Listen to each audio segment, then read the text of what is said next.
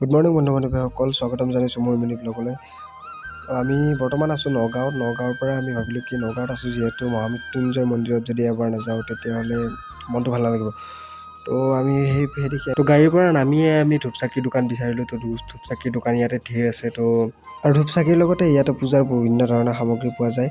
বিভিন্ন ধৰণৰ মানে পূজাত যিখিনি বস্তু লাগে সেইখিনি বস্তু পোৱা যায় আৰু লগতে ফটো চটোবিলাকো পোৱা যায়। তো আৰু লগতে ময়ো এইফালে ধূপচাকি লগত লৈ পেলাই মন্দিৰৰ ফালে ৰাওনা হ'লোঁ। ধূপচাকি দি পেলাই আমি ভাবিলোঁ কি অলপ মেইন মন্দিৰটোৰ ফালৰ পৰাই আহোঁ।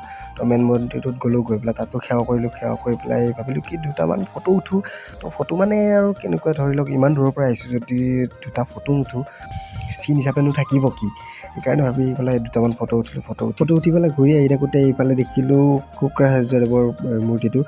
তো এখতৰ বিষয়ে এখন ইয়াতে ফলক আঁৰি থোৱা আছে। তো ফলকখন আপোনালোকে চাব প'ষ্ট কৰি পেলাই। মই ইমানখিনি কৈ থকাত মানে ধৈৰ্যও নাই আৰু এইফালে